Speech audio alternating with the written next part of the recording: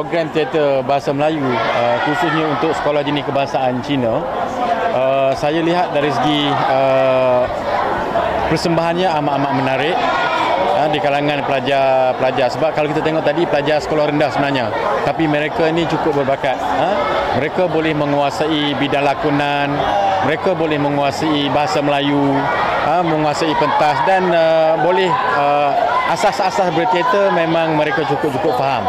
Dan apa yang kita harapkan, sebab yang ini khususnya kepada pelajar-pelajar kita di masyarakat Cina yang menggunakan bahasa Melayu atau bahasa kebangsaan, kita tengok alhamdulillah mereka amat-amat boleh menguasai bahasa Melayu atau bahasa kebangsaan kita lah.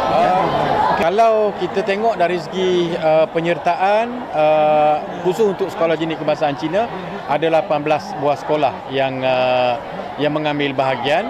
Nampaknya satu perkembangan yang baik lah.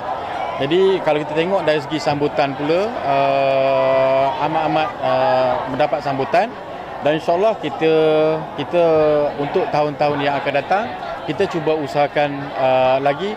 Barangkali kita tengok dari segi, mungkin kita lihat dari segi untuk meratakan atau dari segi pelaksanaan secara lebih merata, mungkin kita lihat daripada zon, kita ikut zon, daripada zon selatan, zon tengah, zon utara, zon timur.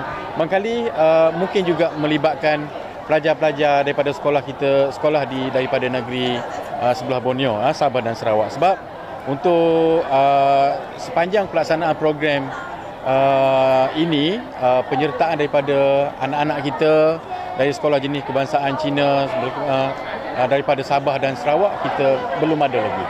Dan insyaAllah kita dari segi sambutan, kalau kita tengok, kita akan cubalah untuk tahun-tahun yang akan datang ini, kita cuba libatkan juga kepada Sabah dan Sarawak. Mungkin ada alasan tak kenapa sebelum ni tidak melibatkan Sabah dan Sarawak, ada kekangan dari segi sudut apa?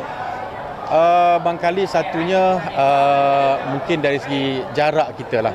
Sebelum ini jarak antara Semenanjung dengan Sabah Sarawak tu agak jauh sikit, dan dari segi melibatkan kos jugalah, melibatkan kos.